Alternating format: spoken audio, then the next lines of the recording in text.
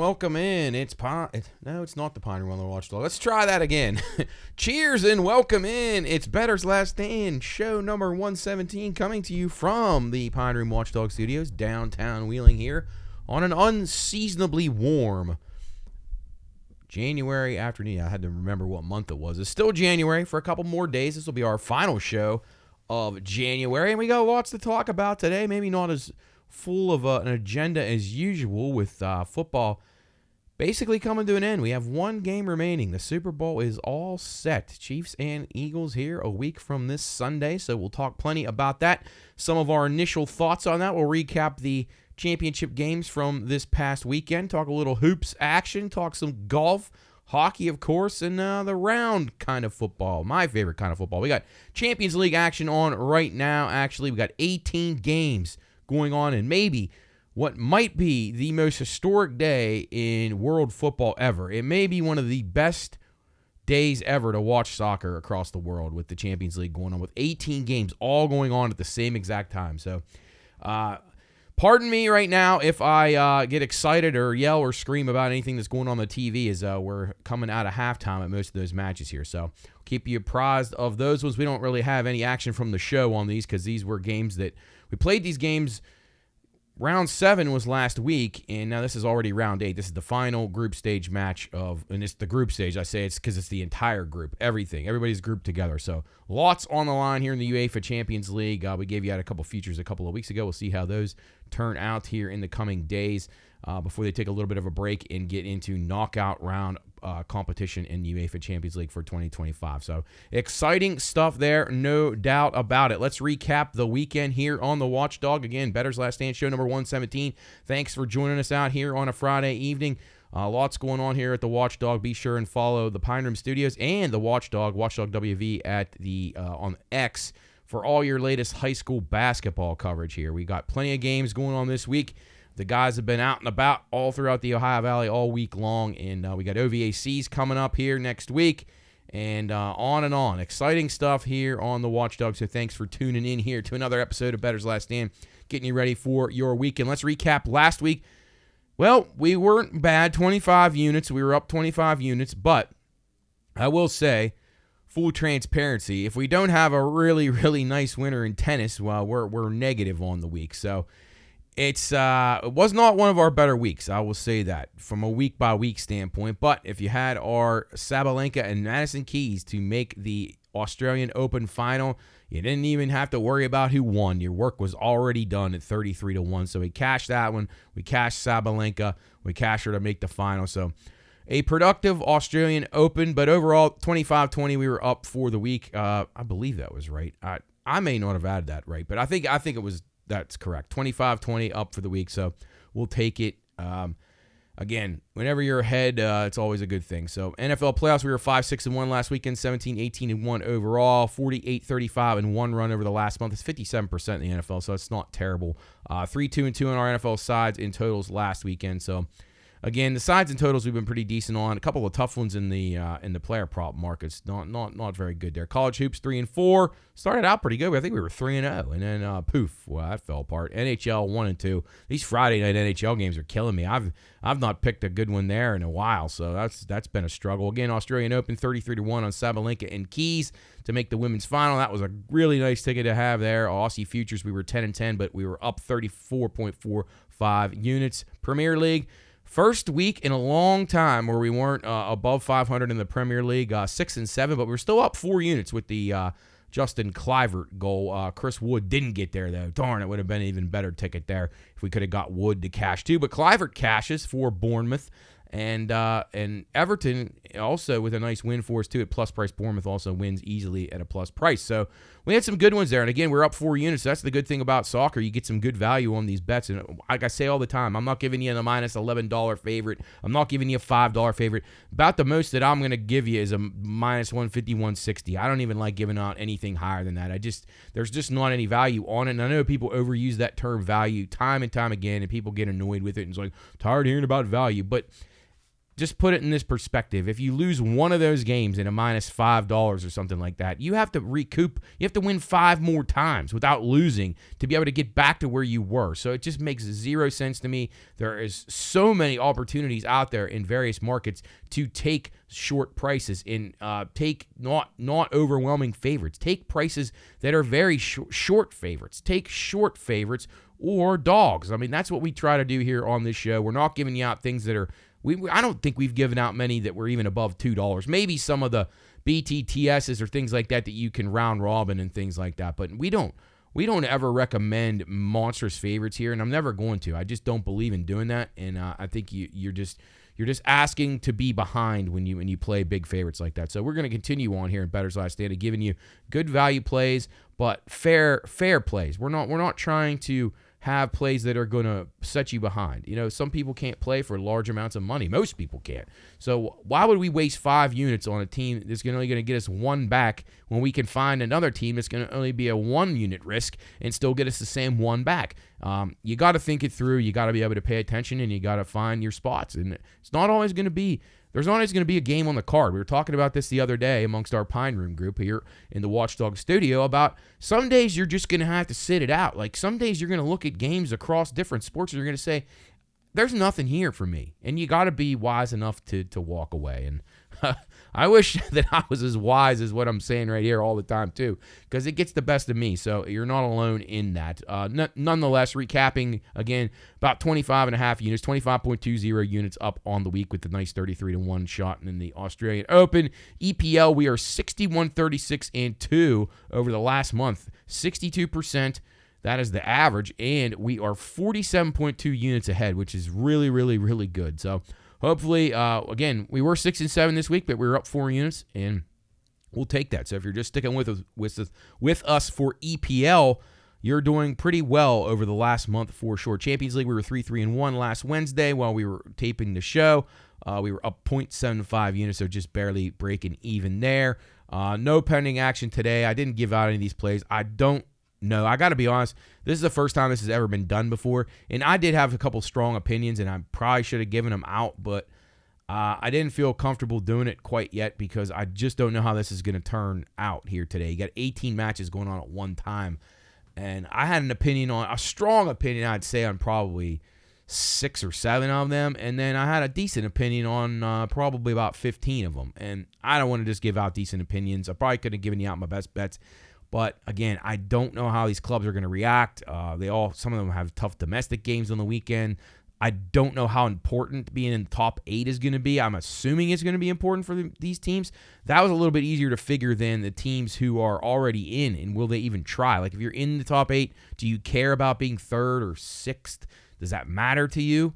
Because there's still got to be a whole round of games played before you even find out who you're going to play. So I don't know. This is an experimental year for the Champions League. It's very, very neat, though. I'm a big fan. All I ever do, not just me, but a lot of people, humans by nature, is we are, cynical and we're irritated and we're always telling you what's wrong with things and how this is stupid and that's stupid and blah, blah. And I'm guilty of it just like anybody else. But I will say, UEFA Champions League, I think they got this right. I really like this format. It's pretty cool. And, this makes for a very exciting day, and I think the knockout stages are going to be very good. So hats off to them. UEFA has not been a group that has done things right many times, but I think they got this one right. I think they got it right. So anyway, moving on, golf. We were abysmal in golf. Probably part of the reason we were so bad overall in the week wasn't all the other sports. It was golf. Boy, oh boy, I need to find some form here in golf because I am bad. My short game's bad.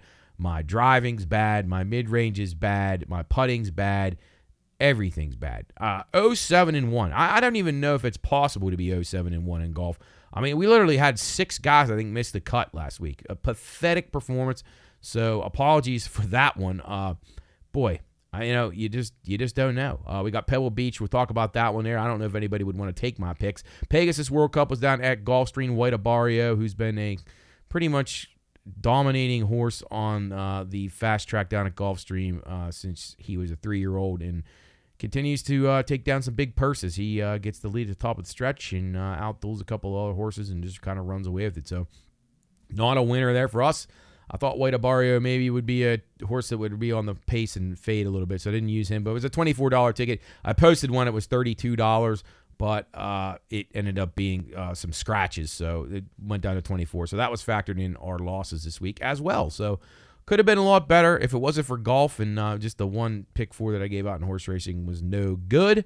But that's all right. We're not going to stop battling. We'll keep our nose to the grindstone, so to speak, and try to battle on here for another week of action. Again, Bettor's Last Stand, show number 117 here from the Watchdog Studios here downtown Wheeling. Let's talk a little bit of hoops here. Boy, college basketball is getting really interesting to me, and each and every night there's surprises, there's interesting spreads, there's line movement, there's upsets, there's teams that are kind of going through the motions. So, man, you really, really have to pay attention. The matchups, like who matches up with who, especially in conference play. Some of these teams have each other's numbers, and certain environments are tougher to play in than others. I mean, these are getting identified pretty well here so far. And boy, some of these leagues. I mean, the SEC on a nightly basis is an incredible league. If you're going on the road in that league and you're able to win anything, like Kentucky the other night, these are good teams, and the teams that are just in the mid-pack are good. I mean, you got teams like Georgia and, Ole Miss. I mean, I'm going to talk about Ole Miss here in a second, but like there's a Texas A&M. I mean, there's a good bunch of Mississippi State's pretty good. I just find this SEC really, really hard. And if you can get a handle on who might win that league, Florida, obviously really good, Tennessee, Kentucky, and Alabama are your big hitters. But wow, what a league this is. And if you can figure out who's going to win this regular season and who's going to win this conference tournament, then you are a very smart person. It is almost going to be impossible to figure out, because there's going to be teams knocking each other out time and time again here over the next few weeks in the SEC. But the matchups in the situational handicapping is really, really, really the place to be looking at here. If you want to look at your Ken Palm stuff, that's fine. But you got to find teams who are off good wins and bad losses, or vice versa. Bad wins even. If a team plays terrible and the other team busts their butt and loses a tough one to a team that's better than them. I mean, there's all kinds of things. To me, there's been no bigger indicator of who might be live on a nightly basis than the situational handicapping. Yes, you got to watch personnel. Yes, you got to look for style and the way that teams match up against each other, especially in conference play, and which gymnasiums or arenas are hard to go into and win and that kind of stuff. But, man, the situations coming off these wins on the road, coming back home, vice versa, there's a lot there, and you got to put them all together before you can find a play. And usually you can find 4 or 5 each night where the situation sets up well, the matchup is pretty good, the history is there. You can find them. There's not that many of them. There's 4 or 5 a night on with a full card. So be hunting through those. I'll continue to try to get better at it. I haven't given out a whole lot of midweek stuff. Perhaps I will start to do that as I start to get a little bit better at it, or start to heat up, hopefully, or start to figure out what's working for me as a handicapper as we head into the meat of the college basketball season over the next 6 weeks. It's go time. It'll be right up to March Madness here as soon as we're finished with the Super Bowl. NBA, I don't do much of NBA on here, you know that, but I will give you the top ATS team so far this year in the NBA. The Memphis Grizzlies are 31-6. Cleveland Cavaliers coming in at 30-16. The Los Angeles Clippers at 29-17. The Oklahoma City Thunder right now the favorites to win it all, 27-16-3. The Houston Rockets 27-17-1, pretty good team there. Toronto Raptors 27-18-1. Right now OKC the favorite, followed by Boston, New York, and the Cleveland Cavaliers. So long way to go. You never know which teams are going to turn it on. I still think there's some value. Talked about it. Here's that word again, value. I think that maybe you're getting a good price on the Celtics here. If they can kick it in gear come playoff time, they have the best roster. So will they perform again, or will they just be like, we won last year? We really don't care that much. I don't know. You never know how people are going to react. We'll see what Coach Mazzulla can get out of them when they start into the playoffs. All right, golf action here on Bettor's Last Stand. Again, I was terrible last week. Terrible. Absolutely terrible. Hopefully we make up for it with a 75-1 or something like that, like we did last year when we had a very good run of 4 or 5 weeks where we were up triple figures in golf units. But it's early. It's early. So that's the good thing, and I always say this is why I like NASCAR, golf, horse racing, because I can be bad for 10 straight days, weeks, races, whatever you want to call it, whatever your time interval is. I can be bad for 10 straight. But if I'm good on the 11th one, I offset all the losses that I have on those other 10 and usually will come out ahead. So that's the good thing about these when you have, short-term future wagering, whether it's racing, whether it is golf, whether it is tennis, which we just cashed one for 33-1 there, so there's a perfect example of it. It can offset a lot of losers if you can find just one really good one that you have a good opinion on, and you stick with it. So we'll keep trying here. Pebble Beach Pro-Am, this is a popular event. The players all play with some celebrities as well, but obviously they're not counting in the main scoring here. So you got a field of, I believe, 70 guys, so there is no cut. It's a good event to get things going. Scotty Scheffler is now the favorite. He is back on tour for the first time this year. He was tied for 6th there last year. Again, these picks will always be available at BLS_PRP because this won't be out till Friday. This is Friday right now as we're giving these to you, and you're not going to get these for Thursday. So you're not going to have them for yesterday, so I will have you these plays up at BLS_PRP. You can find that each and every week. But recapping just what I did play, Scotty Scheffler, I will not be playing. He's plus 475. He's the favorite. Yeah, he's the best guy in the field. We know that. Colin Morikawa at 14-1, 14th last year here. Not interested, a little bit too short of a price. Wyndham Clark was the defending champion here last year, 45-1, but his game has not been very good. A couple of guys that interested me. Justin Rose, who we played last week, missed the cut. But Rosie's one of them guys that works on things during his play. So you could see massive turns around for him. Like he can miss the cut, but he can also be a top 15 the next week or 10. So I'm taking a shot with him. Justin Rose, too good of a player. I think he continues to get his game squared away. So I'll take him at 150-1, win top 10, top 20 for him. Adam Scott at 66-1, like the way he's played here in the past.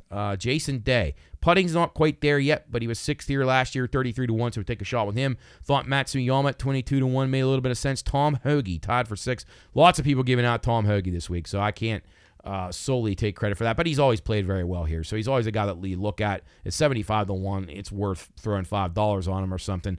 You never know. He was 6th here last year, as I said, and has had some very good performances. Taylor Pendrith, another guy, played very well last week.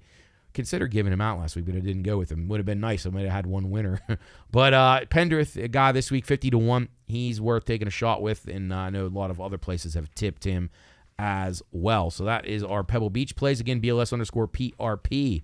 You can find all of those.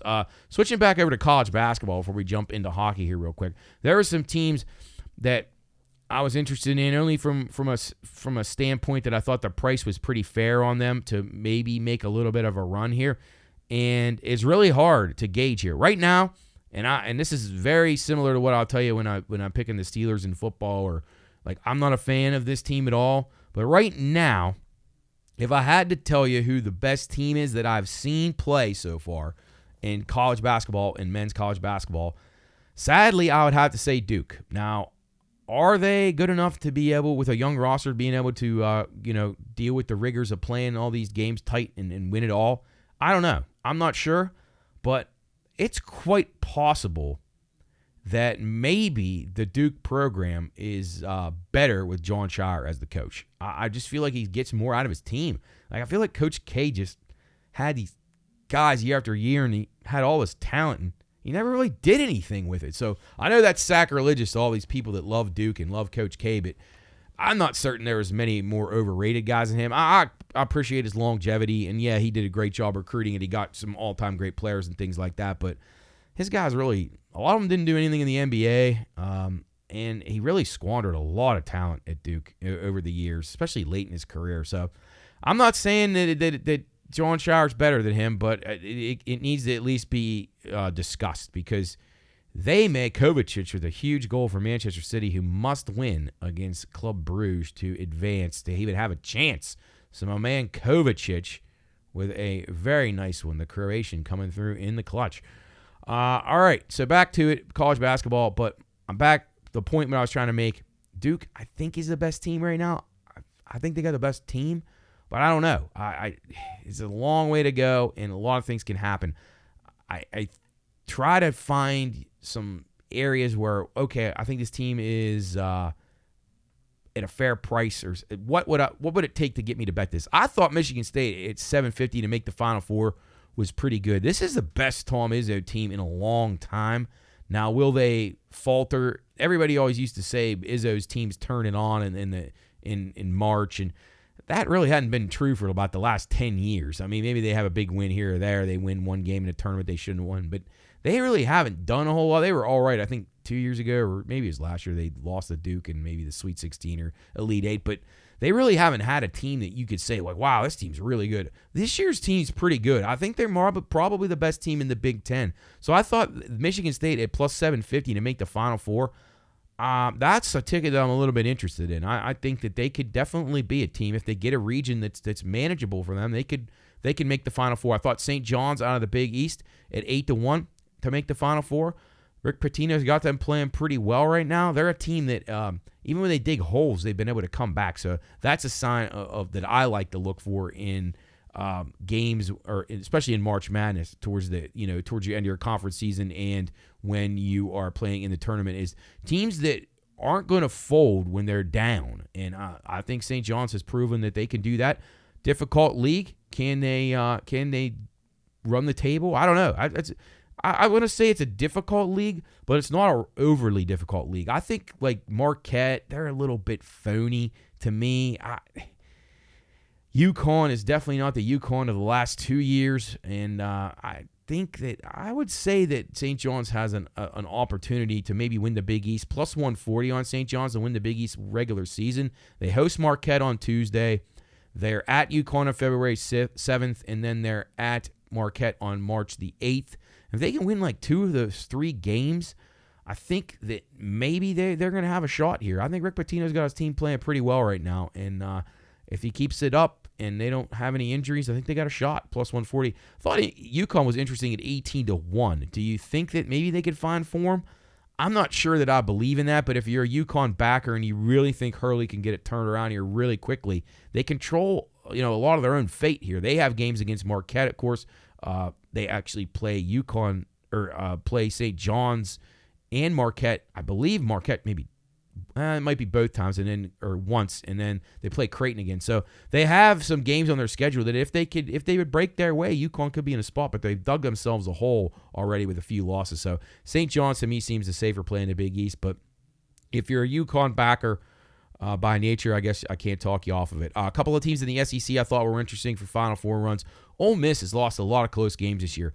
Chris Beard's a really good coach, 25-1 for the Final Four. I know I was on them high last year, and they fizzled out badly. It reminded me of Eric Musselman's Arkansas teams. They can never really do much. And I forgot about Auburn when I was talking about those really good teams in the SEC. I could forget about them. And I thought Georgia last night, 25-1 to make the Final Four. Georgia last night against South Carolina, who I don't think is that terrible. Their record isn't that good. They're catching a lot of points. They're finding it very hard to win games in the SEC, but they push Florida to the brink. They've had some good losses, if there's a such thing. South Carolina is a team that I would keep an eye on. I don't know if they'll continue to be able to. They may have just maxed out for what they can do this year, but that would not be a team that I would want to have to play in a critical spot where, I'm bookended between playing Tennessee and Florida, and I got in between that, I got to go to South Carolina. That's a team that could be dangerous on their home floor. They battled really hard last night. I like the way they play. They're not that talented, but they're a team that I think is a dangerous spot. So keep an eye on South Carolina for maybe covering some spreads down the stretch here, and maybe playing spoiler for a few teams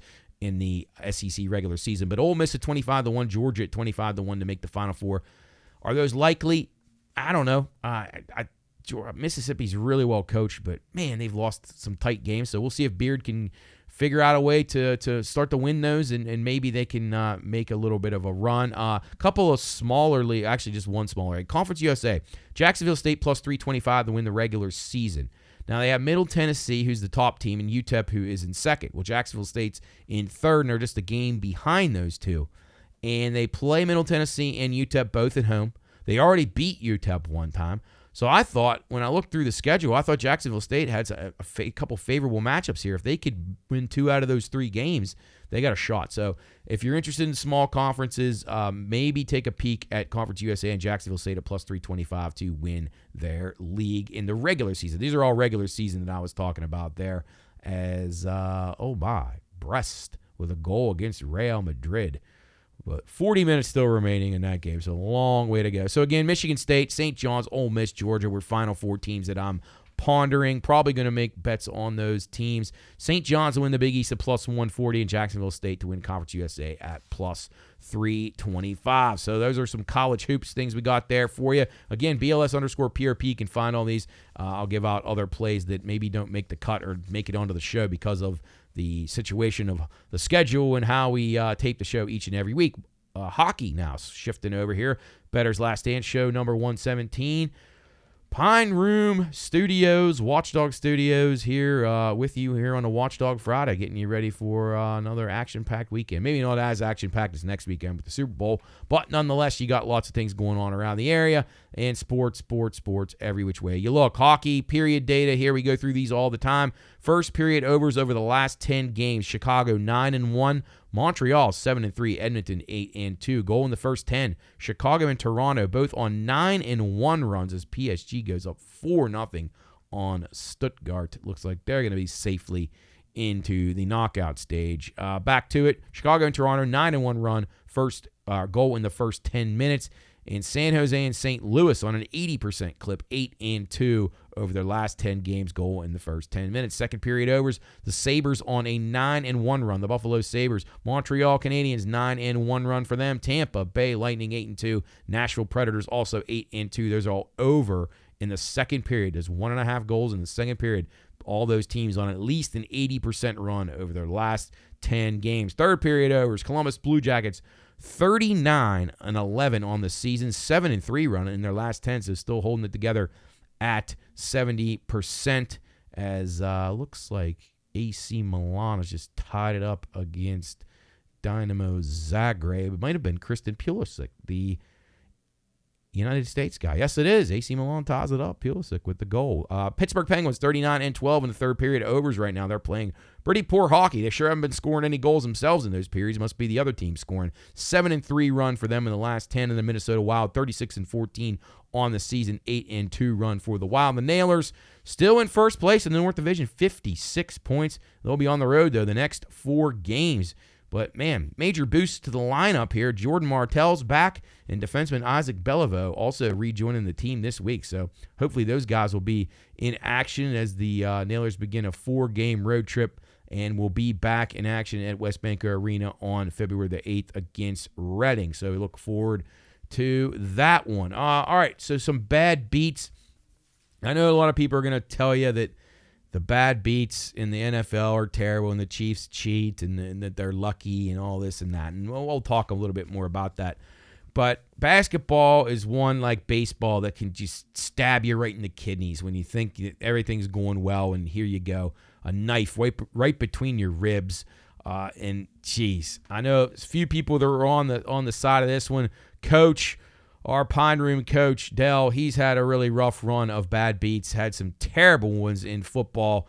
We went over last week, and this was another one here the other night. Iowa State -2.5. I had several people at work come over and express their irritation with Iowa State after this one. Iowa State -2.5 on the road at Arizona on Monday night. Iowa State up 4 late. Missed a couple of free throws down the stretch here. Did not help matters. They're leading by 3 with 2.2 seconds. They inbound to Caleb Love, the Arizona guard. He hits a 3/4 court three-pointer to tie the game, and the Wildcats would outscore the Cyclones 15-4 in overtime and win the game 86-75.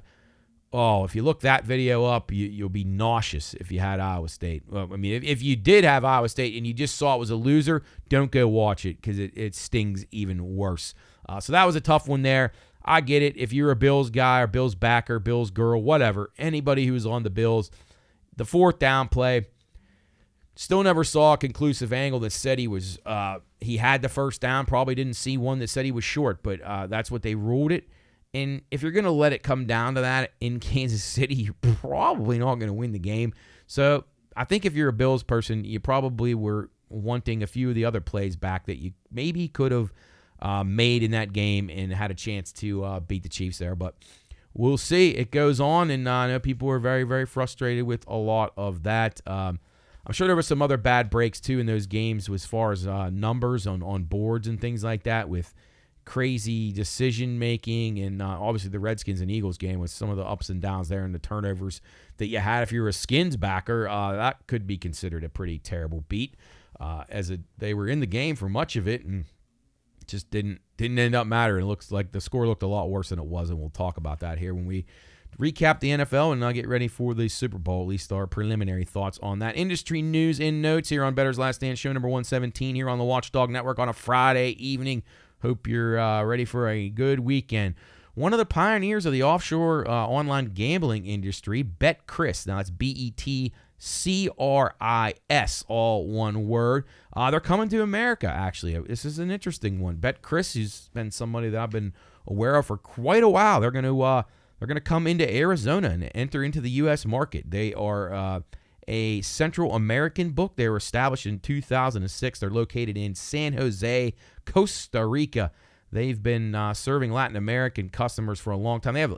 They have apps, they have electronic things, they have kiosks all over multiple countries in Latin America. You have walk-in situations where they're like OTBs or like 7-Elevens that have little Betcris stands in them. So you got about 100 walk-in locations throughout Central America. So they're very, very well known and very reputable too.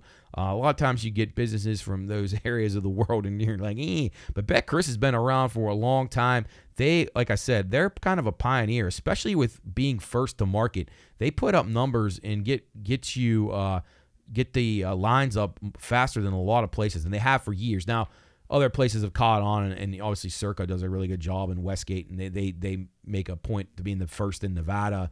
And a lot of those markets are set across the world based on what other people do, and Betcris was one of those. They've been involved in that for a long time.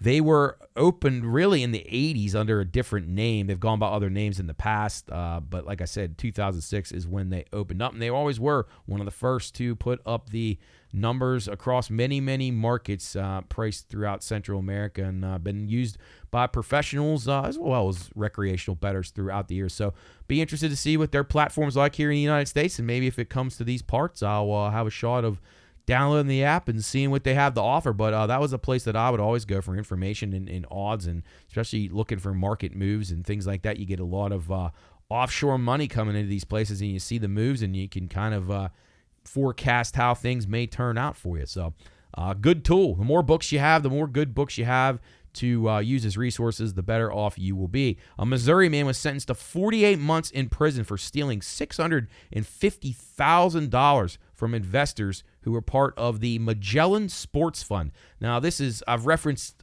sports consortiums before on here, and they're becoming more and more prevalent, whereas you have analysts and you have financiers.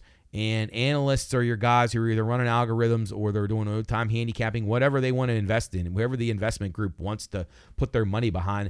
It's somebody out there who's wowing investors enough to think that they can make good picks, and you're seeing a lot of this. They spread out across different areas of the world and the country, and in this case, Magellan Sports Fund got taken advantage of as this person falsely claiming that he was using a sophisticated predictive algorithm that reduced risk. Elijah Goshbert was found guilty of defrauding the investors from the Magellan Sports Fund. So, whatever you're in, whatever industry you're in, oh my, Aston Villa goes ahead 3-2 after being in total control. Blew a 2-goal lead, now back up 3-2, and a really good one there in London. But back to this, any type of business that you're in, there's always going to be bad actors, and this is another case. Gambling gets a bad rap because for years you just didn't talk about it. No one really knew about this stuff because it was illegal most places. But across the world, as this continues to grow, and it's been legal across the world for many, many years, but here in the U.S., we just had Nevada. As we continue to expand, you're going to see more and more of this. People are desperate to make a buck. You got investors, they got money, they got capital to put behind you. If you could go in with a presentation, knock it out of the park, and impress them, here they are giving you money. You could just make up stuff, and obviously this guy did. His predictive algorithm apparently wasn't getting the job done. So I don't know if he was just that terrible, or they actually found out that he really didn't even have any type of background or platform that he had told them, or maybe they asked to see it and he couldn't produce it. I don't know exactly what went down here, but you got to be careful out there in anything, not to be, to taken advantage of. There's people trying to commit fraud every which way. But these consortiums, they're a huge thing right now. They manipulate a lot of the market moves. So if you see strange movements in certain markets and certain books, play to these professional type syndicates, you got to be able to see through that. And, you run into this just about everywhere in one way or another, whether you have your hometown people like here in our area. It's all Ohio State, and Steelers haven't been good enough recently, but you just take blind Ohio State money down in Biloxi. You're taking blind New Orleans Saints money, and all different areas of the country are going to have parts where the hometown teams or the regional team is going to just take whatever the number is. People are betting it no matter what. So those books obviously need to offset that by having money come in on the other side. And sometimes these consortiums will be out there hunting around where, okay, I got the Saints are -4 everywhere else, but down in Biloxi, they're -1. So that's the wrong way to say it. The Saints are -1 in Biloxi, and they're -4 everywhere else. So you just see how it goes. No, I just said that wrong again. Did I? Yeah, geez. No, the higher number. My goodness, you wouldn't even know I was in the profession, would you? Yeah, boy, I'm sorry. Down in New Orleans, or Biloxi, you would say, okay, Saints open 1, they're up to 4 because that's all they're taking is Saint money. So you would go down there and bet the team that they're playing plus the 4. That was what I was trying to say. Sorry for the confusion there. Nonetheless, it just shows you how the hometown teams and fans can manipulate markets, and you find these consortiums trying to come in there, find those good numbers, and cannibalize them, and that's how they make money. But in this case, Magellan Sports Fund, they are taken advantage of by a guy who faked an algorithm. Just incredible. So be on the lookout for false prophets, snake oil salesmen, anything you want to say. Not going to have any of that here on Bettor's Last Stand, though, as we give you the straight shot. We're not out here promising you anything spectacular. We're just going to give you information and try to guide you along to some winners. The NFL announced last week that it will partner with Responsible Gambling. That's a council, actually, Responsible Gambling Council in Canada, create a training program for college athletes. Looks like this will start in Canada, but I would imagine this is going to become more and more popular in the United States as gambling continues to be the center of a lot of issues in, but across the sports landscape. Now, I find it funny that the NIL is so prevalent right now. Maybe people won't be as willing to take money for bribes and point shaving because they get some money there, but still could have the issue in the smaller colleges, as we talked about last week with Eastern Michigan. Legal Sports Report forecasts that over $1.5 billion will be wagered on the Super Bowl 59, in the 38 states where wagering is legal in the United States, plus the District of Columbia. Locally, Ohio is forecasted to do about $93.9 million on the Super Bowl alone. PA forecasted at 88.2, West Virginia coming in at 5.47, and then your heavy hitters here, the top 4 states: New York at 183 million, Nevada 170, New Jersey at 147 million, and Illinois at 104 million. Those are the forecasts from the Legal Sports Report for this week or next weekend's Super Bowl number 59 in Louisiana. Rookie quarterbacks now, Jaden Daniels the most notable now, or the most recent. Now 1-5 ATS, 0-6 straight up in conference championship games. Wow.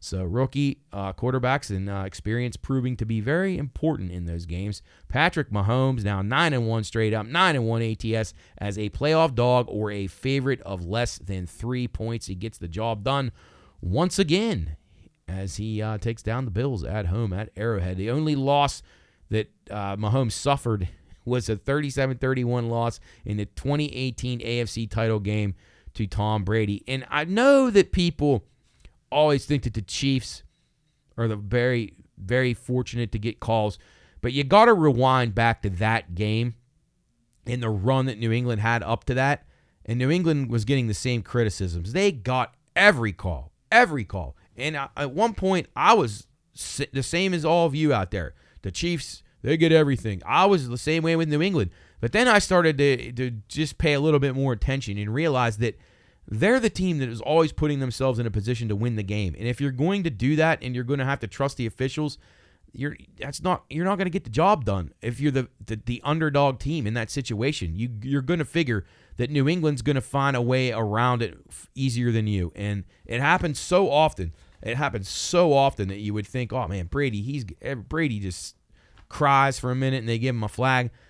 So please don't think Mahomes is the only guy that's ever had this benefit. If you remember in that 2018 AFC Championship game, the game was over. It was very similar to the call when Nance said that the Bills were going to the Super Bowl in that playoff game a couple of years ago, and then Romo said, "Oh no, Jim, there's a flag." Well, if you remember, it was a fourth down play, I believe, in New England, and it was an incomplete pass, and the Chiefs are celebrating, and all of a sudden, here comes a flag, and a personal foul is called on Chris Jones, a really questionable one, and then New England ends up going down and scoring and winning the game. So please don't be so hard on the Chiefs and be unrealistic about this. They are not getting nearly the breaks, I don't think, that New England got in that time, and most of it is because they're great. They're two great teams with two great quarterbacks and two great coaches, and they put themselves in the position to get the W every single time. And I don't see it the way everybody else does. I don't think the Chiefs have gotten as many breaks as you think. A lot of them are self-created breaks, and that's how you win games. Consensus Super Bowl numbers were the Chiefs -1. That was what they opened at. Went up to -2 quickly, and then back down to 1.5 on Monday, which is where it is right now. Oh, big chance there. And another goal for Inter Milan. But kind of stabilizing there. I keep waiting for some Eagle money to show here. I think it will. Might be a tad early here. I think that your sharp bettors are already on Kansas City, so that's why they're staying a favorite. I think you'll see a pick or better at some of the spots over towards the east, over in the Philadelphia and Atlantic City areas. I think you're going to see tons of Philadelphia money coming in there. So you may see a little bit of a different number over in those parts. Big bet so far, $1.25 million on KC, -125 at Caesars, $200,000 on the Eagles money line at Caesars also. Interesting one there. How about these two? And I was on one of these last year. $550 each on Jake Elliott and Harrison Butker to be the MVPs of the Super Bowl. Both of those would pay out $550,000 on the 1,000-to-1 price there. Now $22,000 on no safety at -1,100 down at the Rampart. Dwayne Colucci posting that one. So yeah, there's a lot of money coming in right now, and there's going to be more and more here as we post 8, 9, 10 pages of props here today. We did that over at Wheeling Island Hotel Casino Racetrack and Sportsbook. Put those out. We'll have more and more of those as the game gets closer.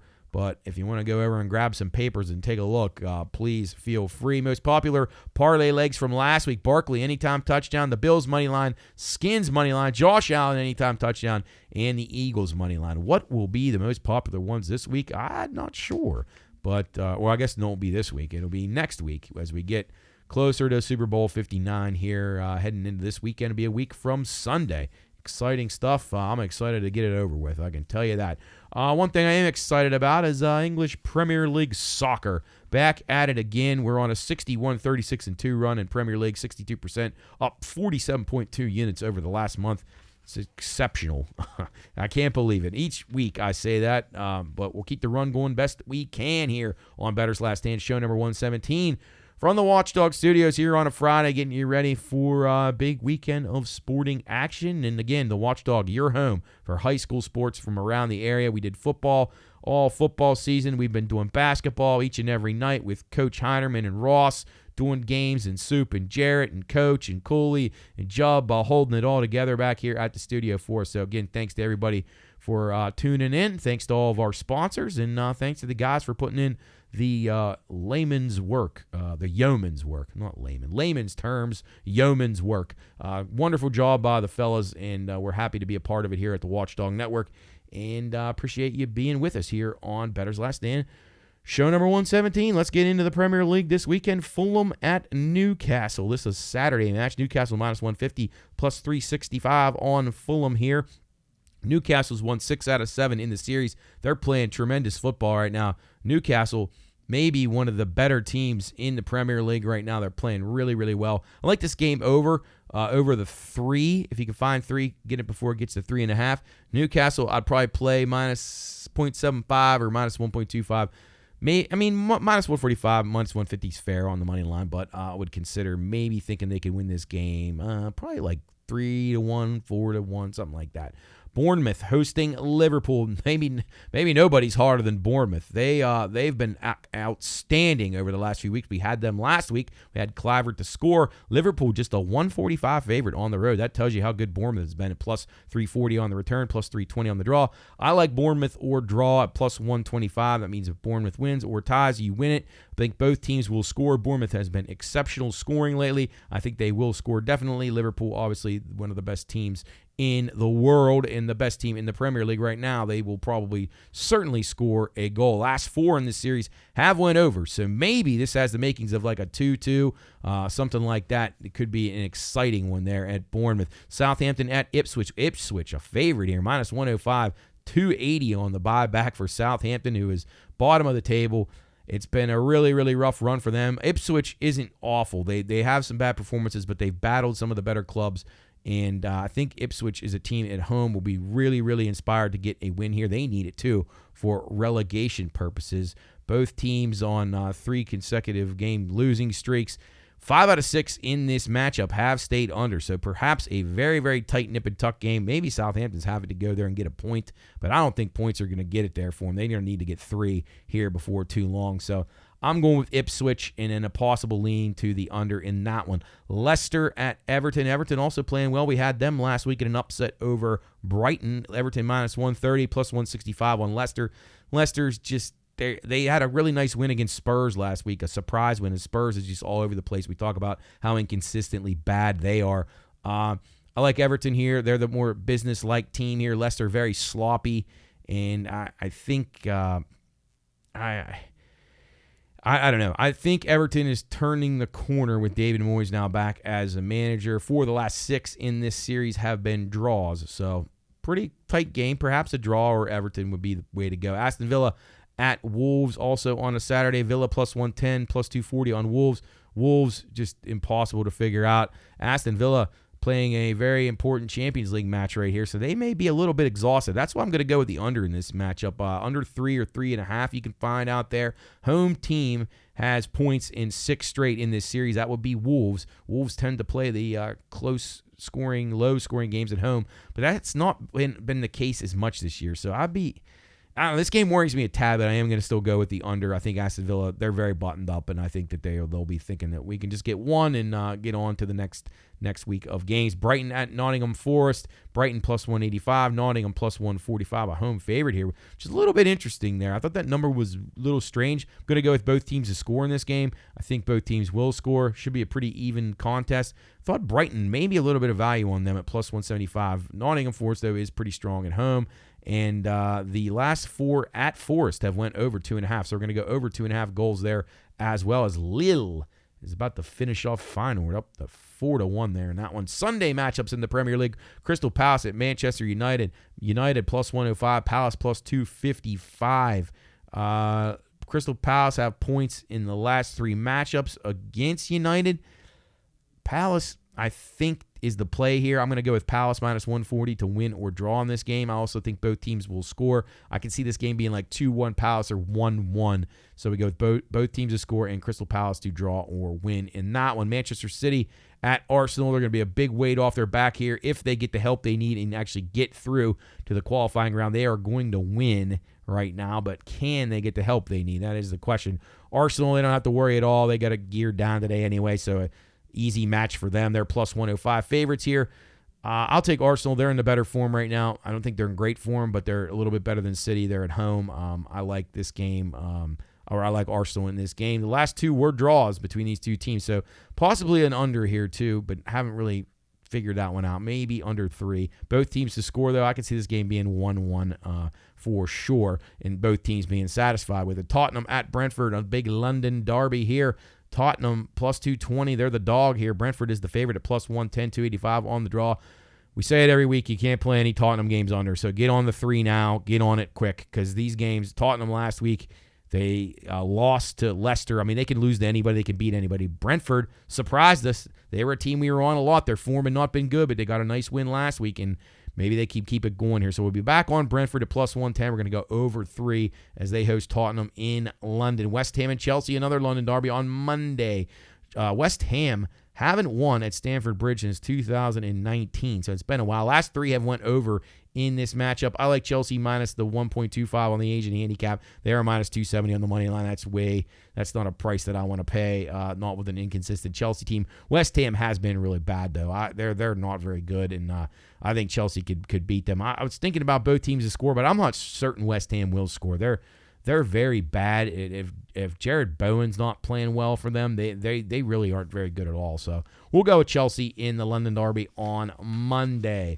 All right, let's reset the show here. It's Bettor's Last Stand, show number 117, coming to you from the Watchdog Studios here in downtown Wheeling, getting you ready for a weekend of action here on the Watchdog. All the usual suspects, Bear and Bob in the mornings. The Sports Huddle follows them.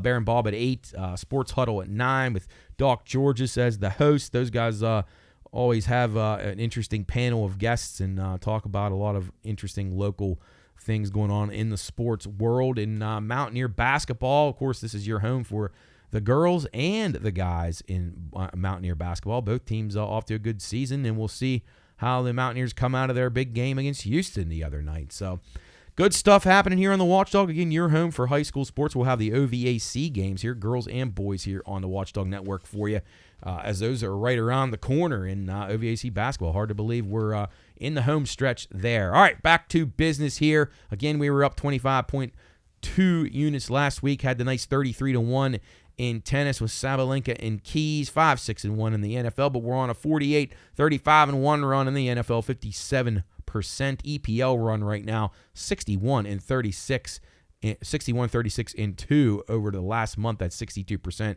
up 47.2 units. So very happy about that. And Juventus about to take a bad loss.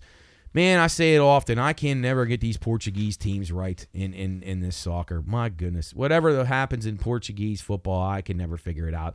Aussie Open, we were 10-10 on our future plays, but the ROI was really good, 33.45 units. And let's get into the game. Let's just go ahead and jump right into the Super Bowl here. We got a few things left. Let me remind you, though, we got NASCAR right around the corner. F1's coming up. IndyCar. We'll be back with racing here before too long. Mid-February is when Daytona starts. We'll have the dual races coming up. So good things on the horizon here for us as we wind down on football. We get March Madness, we get racing, we get golf. The golf fields continue to get better, so we're excited about that. With plenty of action. BLS_PRP is where you want to be to follow all this stuff, even the stuff that we can't get onto the show in a timely manner. So I went through this. I like to do this exercise every single year when it comes to the Super Bowl. I break down the positions, the coaches, all that stuff. Where do they stack up? Who has the advantage? And then that will then lead me to where I need to go to figure out who I'm going to bet in this game. And while it is a little early, it's not too early. If you have a strong opinion and you want to pull the trigger, then it's never too early. Like you don't want to. Like I'm waiting on the Chiefs because I think that maybe you see some Eagle money. Maybe that game goes down to 1 or a pick or something like that. So obviously they're going to be a tie. So you're going to have a half here.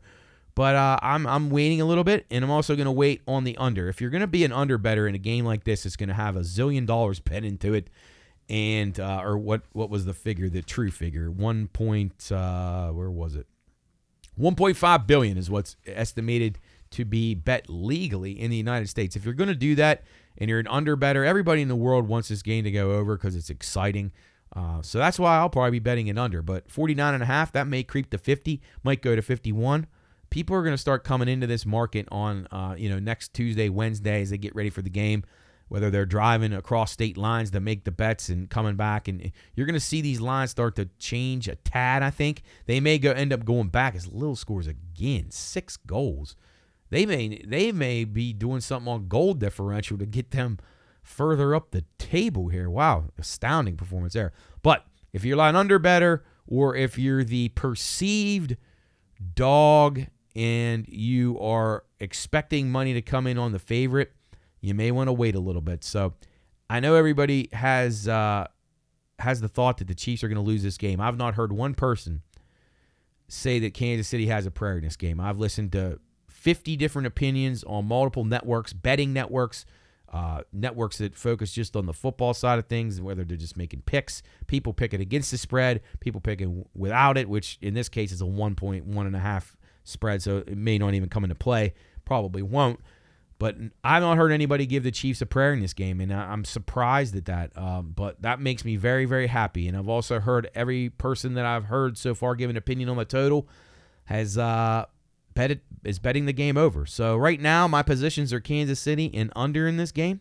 I like the game under for the first half. But let's go through the breakdown of what I did here to kind of I think it just makes it easier. I think it gives you an idea of where you're at, maybe things that you didn't think about, and you get all the data in front of you, and then you make your decision. But first, let me recap the games last week. As I said before, I don't think the Chiefs are benefiting from all these calls like everybody is. I really, truly don't. They're a good team. They're in a position to win all these games, and that's because they're good. They have the best quarterback who's in the league right now. He could be the best ever. He's on his way. He's in the mix. It's a 2-horse race right now, and he's closing it down on Brady a tad. I'm not saying he's there yet, but he's working his way there. And you got Andy Reid, who's the best active coach, no doubt about it. And again, one of the better coaches. Is he as good as Belichick all the time? I don't know, but you're starting to say maybe he's in the mix again. But the Chiefs are just better than these teams. They operate better. They know what they're doing in the key situations. Spagnuolo dials up the right calls on a third or fourth down every single big game. He did it again against Buffalo. It's just inevitable. These guys are just so good. This three-headed monster, wherever you want to put Kelsey in there, Mahomes and Kelsey, that hookup with Andy Reid and Spagnuolo, is as good as you're going to find. And they got solid kicking, which I'm going to go through that and all the strengths. But this team just knows how to win. They don't get easily upset or flustered. If they're down, they don't care. They just stick to business, and they're so professional, and I give them a lot of credit. They don't take silly penalties. They don't turn the ball over. It's just refreshing. It reminds you so much of New England and their running, even if you didn't like them. If you hated them, you have to respect it. You got to take a step back and say, I got to respect this. This is really unprecedented, and that's what it is. So in that game against Buffalo, they're good. Josh Allen, to me, is MVP of the league this year. But Patrick Mahomes is about as valuable as it gets, too. I think the Chiefs probably would win about 6 games if they didn't have Mahomes. Say they had Carson Wentz as their quarterback. I think Andy Reid, with their defense that they have, they'd probably win about 6 games. But Buffalo, without Josh Allen, I think would win 1 or 2 games. I think that's how bad their roster is. I think Buffalo needs a little bit more. They got to help him out. He's not quite Mahomes. Mahomes doesn't need all-world receivers every which way. Josh Allen needs a little bit more help. I'm not a Dalton Kincaid guy. I think he's been a bust. I think Dawson Knox was a bust. Shakir, okay, Coleman, and they look both like their ceiling is going to be a number 2, and that's stretching it. They might be number 3s. So I don't really think he's got a lot of great players. I don't think James Cook's very good either. I don't think he's anywhere near as good as his brother Dalvin in his prime. But again, I've never been high on him. So I think Buffalo's a team that really doesn't have all that great of a roster, and I think that Josh Allen is single-handedly keeping them in these games. So in the second game, Kansas City to me was just better, just a little bit better than Buffalo, and it's as simple as that. In the first game, though, the Eagles, a 55-23 win over the Redskins. To me, incredibly misleading game. 18-play drive started off. They can't finish it with a touchdown for Washington. It was an 11-point game going into the fourth or early in the fourth quarter. And the Eagles were aided by 4 horrendous turnovers by Washington. Again, the Eagles made the play, so this is not discrediting them at all. But I just want people to realize that score was not indicative. And it actually works in my favor because I was going to be on the Chiefs probably regardless in this game, especially when the number came out what it is. So it actually benefits people who are betting the Chiefs that they won this big because a lot of people probably didn't watch the full game or maybe they don't understand how things are, or they just say simply, 55-23, they're just that much better. The Eagles are playing great. Kansas City only won by 3. I'm taking the Eagles. If everybody was that simple-minded, it would be easy to be on the other side, that's for sure. But the 4 horrible turnovers that the Redskins had led to 28 points directly. 28 points. You take that away, 27-23 final. I mean, I'm not saying that they wouldn't have scored, but maybe the Redskins get points on those drives. They turn it over. So it could have been a lot different of a game. The De'Ami Brown trying to get yards, doesn't tuck it away. Then McNichols fumbles a kickoff right after they score off of the first turnover. Then Eckler, the veteran, fumbles trying to gain yardage. And then Daniels, when he was kind of up against it, needing to try to score, and he threw a bad pick. But Washington had 3 terrible trips into the red zone where they had to settle for field goals. And again, I'm not trying to take anything away from Philadelphia here. I'm just trying to get you to understand when you're going into these games and you're going to try to bet them, you need to be objective as you can if you actually want to try to make money, because you can capitalize off of the public sentiment. And the public sentiment in this game so far is Philadelphia and over. Now, will that be wrong? I don't know. Sometimes it's right. But more often than not, over the last few years, the Super Bowl, the public hasn't got it right, at least in the market that I operate in. A couple times it has been that way, and we've been the exception to the rule, especially when the New England Patriots were in there, and everyone in this area who, similar to the Chiefs now, had Patriot fatigue, especially the Steeler fans, and they came in there betting against Tom Brady on purpose just because they wanted him to lose. And just because you wanted it to happen doesn't mean it did. And it didn't. And if you remember that game against the Rams, Brady's last Super Bowl for the Patriots, everybody, most books, legal books in the United States needed New England in that game. Needed the Rams in that game. And we were the exception. We needed New England. Everybody had the Rams, and when New England won that game, we were probably one of the few books in America, if not maybe the only couple, our West Virginia properties, that actually won on that game, if you can believe that. So that was a New England and under game, and it was a really, really good winner. So sometimes the public will get you, other times they won't. And I would say that based on the performances of sports books and casinos over the last couple 100 years, I would say that the books get the better of the people most of the time. So with that in mind, I went through the 2 teams. I broke them down by position, and I try to do this as objective as possible. Coach, to me, this was a standout runaway. This would be scored 5-0 if I was going to do this as a I did it basically scale of 5 being the highest, 0 in each category. I have the Chiefs outscoring the Eagles 5-0 in the coaching area. So a big check mark for the the Chiefs in the coaching department as Andy Reid faces his former team for the second time in 3 years. Quarterback, again, a 5-star advantage to Kansas City. Jalen Hurts is not a bad player. Is he great? No. Can he run an offense? Yeah. Did he play great last week? No, I think he was good. But Patrick Mahomes is an all-time great. He has the clutch gene. If you remember the Super Bowl last time, Hurts did not have he had a good statistical game, but he made a couple of key mistakes. And I think that could happen again. So we give the Chiefs a unanimous 5-0 sweep in the quarterback. We'll give the Eagles a running back, same 5-0. Barkley's the best running back in the league right now, probably followed by Jahmyr Gibbs second. So we'll give a 5-0 to Philly in that one. We'll give the receivers to Philly too. We'll give those 5-0 because Kansas City, let's be honest, they have a patchwork receiving core for sure. And A.J. Brown and Devontae Smith, although they only have 2 real receivers, they are very, very good. So right now it would be 2-2. We got coach and quarterback in the column for Kansas City. We have running back and wide receivers in the column for Philadelphia. Tight end goes to Kansas City without a doubt. Kelsey, the best tight end in the history of football, statistically and in the biggest games, and he continues to perform at a high level. He was a little quiet last week. I would not expect that to happen in the Super Bowl.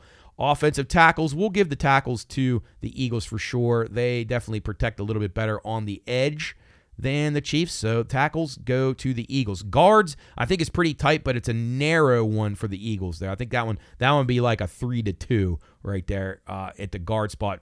Center is Creed Humphrey. He's the best there is. He's taking over for Jason Kelsey for the Eagles as the best center in the league. Creed Humphrey is good as it gets for the Chiefs. He, without a doubt, has the advantage in the center department. Special teams, without a doubt, it is all Kansas City here. The kicking game is better. They have a better kicker. They have a better punter. Jake Elliott right now, a mental mess, and he's had all kinds of problems converting kicks. So no confidence in the Philadelphia special teams at all. Defensive line. Now, this one was a little bit tricky because, I mean, Carter's really good for the Eagles. Jordan Davis. I mean, they got some good players on Philadelphia, but I think when you have a guy like Chris Jones and you have an outside edge guy like Karlaftis, to me, that sways it, and I give a small advantage to the defensive line side of things to the Chiefs. I know a lot of people would disagree with that, but I've watched these guys play in the biggest games, Jones and Karlaftis, and they have a different level. We'll see. We'll see what Carter can do. He was exceptional against the Rams. Can they block him? A lot of times he'll be going up against Creed Humphrey, so to me, that's a good matchup for the Chiefs. I know it's going to be a lot of double teams, but I like my chances that I can offset that, and I think that Chris Jones and Karlaftis make the difference, so I give the defensive line to the Chiefs. I give the linebackers to the Chiefs. Nick Bolton, we've seen what he can do in the Super Bowl. This guy's been exceptional. We had him for Super Bowl MVP 2 years ago, and he had that second pick six called back, or he probably would have got it at like a 350-1 ticket that we had. And, boy, I really would have loved to have seen that one come through. But Nick Bolton, massive big game player. He and Nakobe Dean out for the Eagles. That's a big loss for them. So I give the advantage definitely to Nick Bolton, Drew Tranquill. These guys are veterans. These guys fit Spagnuolo's defense perfectly. Big advantage there. Cornerback is about a push. The Chiefs have the best cornerback in Trent McDuffie, but the Eagles have Slay and a couple other guys that are all really, really good. So as a group, maybe Philly's better, but McDuffie can kind of neutralize at least one player on the other team by himself, so that helps. So I gave that one a push. I gave safety a push, too. I thought the Eagles had pretty good safeties, but Reed, to me, Justin Reed is a really good player. He showed up in the big games, makes big plays, can tackle, he can do everything, he can hit. So I thought that was a dead even one, too. So at the end of it, it came to me a 9-6 tally advantage in favor of the Chiefs in the game. That obviously is where I'm heading right now. Chiefs and under is what I'm looking at. Early Super Bowl MVP bets, we'll get to those in a minute. But I wanted to go through the schedule breakdown because I've heard a lot of people when they're making their case for the Eagles, they just run the Eagles are wrong. They're just crushing everybody. And my question is, okay, they didn't crush the Rams. They definitely didn't crush the Rams. The Rams probably had like 5 mistakes in that game. If they eliminated 2 of the 5 mistakes, they probably would have won the game. Maybe even 1 of the 5 mistakes. If they don't have the 2 critical fumbles, they missed a block on one play. They had a bad penalty on one play. One play, a guy couldn't get his feet down on a huge play up the sideline. So the Rams had a lot of bad plays in that game, and they still almost won. So I would not be celebrating that. To me, the Eagles are on the verge. They're a rocking boat to me. But let's just go through it here. The Eagles' best wins on the season. They beat the Redskins twice with a rookie quarterback who's very good. Redskins are a good team. They beat the Rams twice. One of the games, they beat them pretty easily. The playoff game could have easily been won by the Rams. They beat the Packers twice. I mean, if you listen to Bettor's Last Stand, we are not high on the Packers at all. I don't think they're a very good team. They were lucky to even be in the playoffs. They were no threat to Philadelphia in any way. Bad losses for the Eagles. They lost to the Atlanta Falcons. And let me also remind you, they lost to Tampa Bay. And they only beat the New Orleans Saints by 3 points, a team that doesn't even have a coach right now. Fired their coach mid-season. So I'm not seeing a whole lot there from their schedule. Best wins, Washington, L.A., and Green Bay each 2 times. Bad losses to Atlanta. And I guess I can't really say Tampa's a terrible loss because they were a playoff team. But a narrow win against New Orleans. I mean, they beat Cincinnati. Cincinnati's terrible. I don't know. To me, the Chiefs have much better wins. The Chiefs have wins over Baltimore, Buffalo, the Chargers 2 times, playoff team, the Texans 2 times, playoff team, Denver, a playoff team, and then the other game against Denver, they didn't play their starters, and they beat Tampa. So you look at those wins and you put those victories up against the games that the Eagles won. I'm sorry. The Chiefs have a much better resume. I know everybody says they stink and they're the luckiest 15-2 team ever, and maybe so. Maybe they are. But they beat Baltimore, Buffalo, the Chargers twice, the Texans twice, Denver once, and Tampa once. To me, that's a lot more impressive than Washington, the Rams, and Green Bay.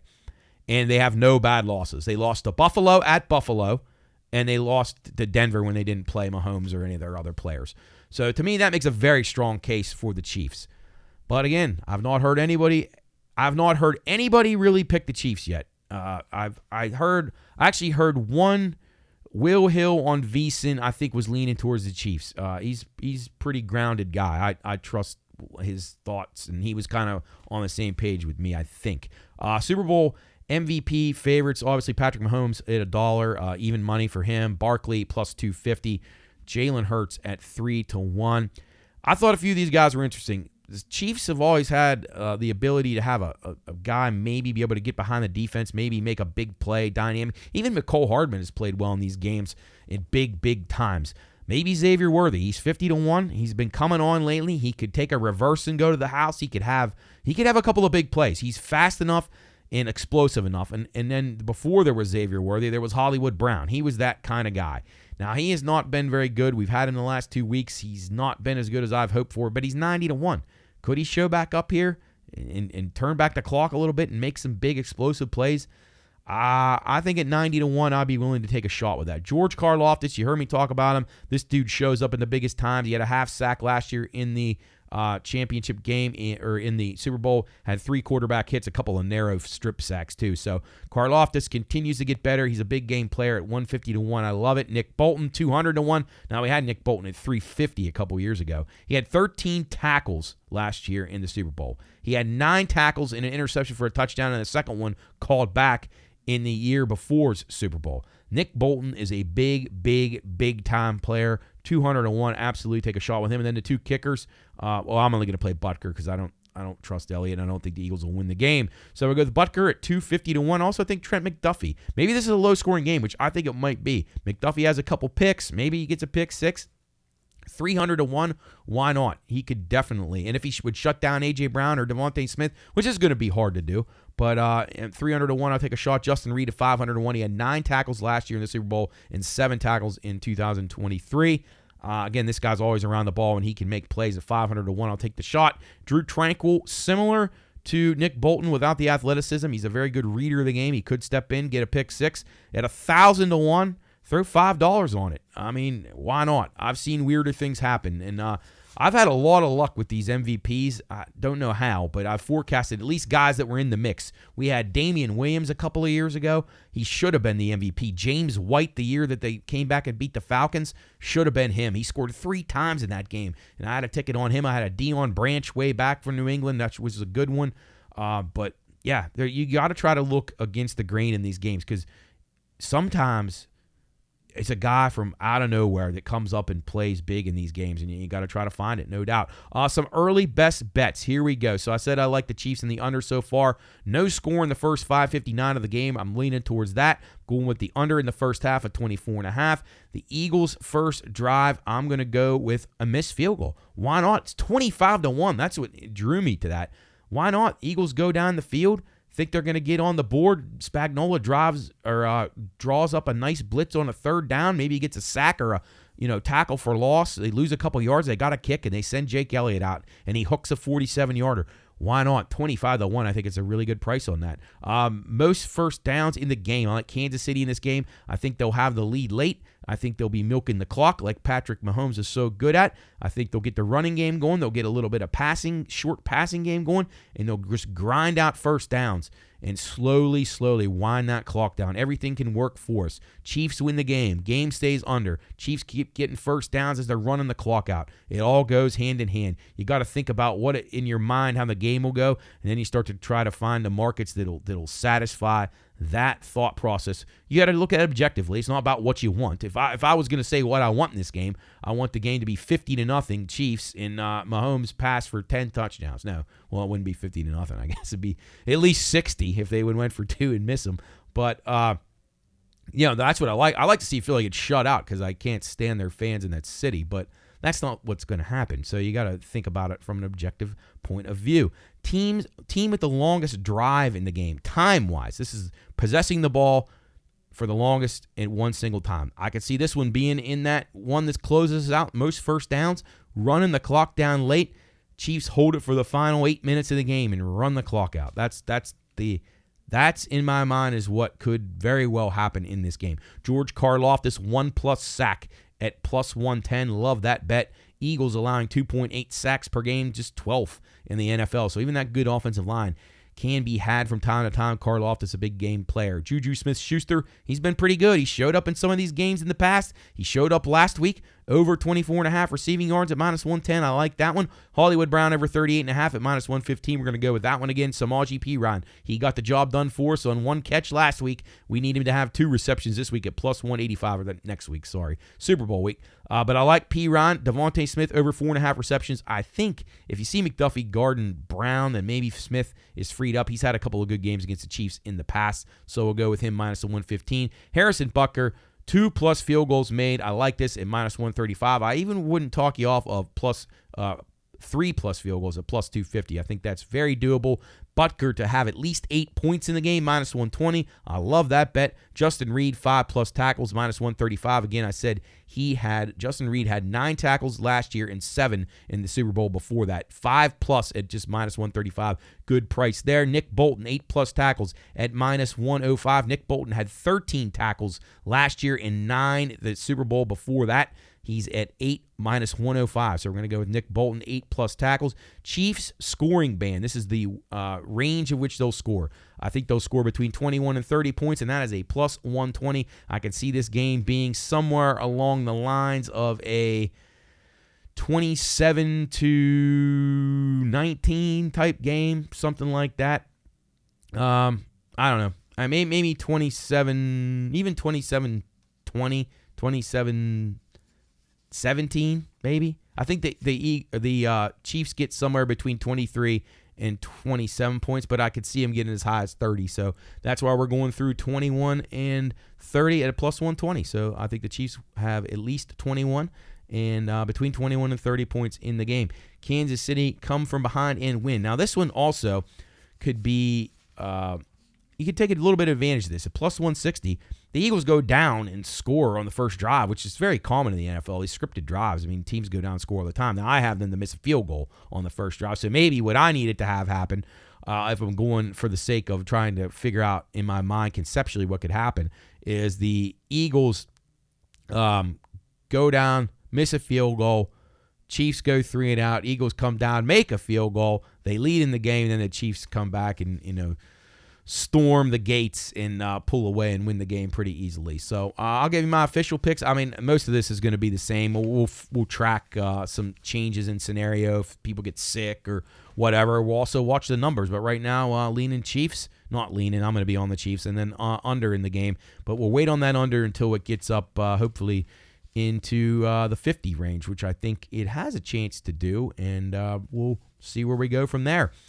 As always, follow us at BLS_PRP for our latest picks, all the things going on in the world of the, what was I going to, of the world of the Bettor's Last Stand show, that is, here on the Watchdog Network and the Pine Room Studios. PineRoomStudios.com. Check that out for all the latest things going on in the Pine Room Studios. You can check out our YouTube page for replays and videos of all of our podcasts and all of these shows, Bettor's Last Stand. You can see the full versions of those, each and every one of them.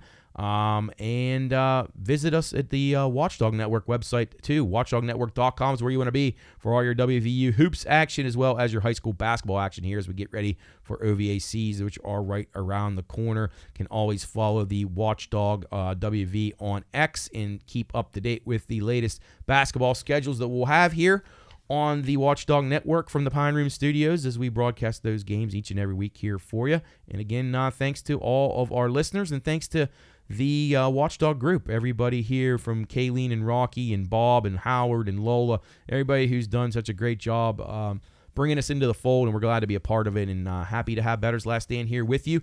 And we got some programming updates that'll be coming your way here in the future. We're going to revamp our regular Tuesday and Friday show here coming up. Going to have some different segments and some creative new things that Jubb and the rest of us are trying to get together and iron out. We'll have that for you here in the coming days, but you can catch that every single Tuesday and Friday, at least for now, 12 to 3, because during football Fridays, we usually move it a little bit later in the day, but we're not sure what'll become of that come the fall. But for now, it'll be Tuesdays and Fridays, 12 to 3, right here on the Watchdog Network. You can listen at watchdognetwork.com.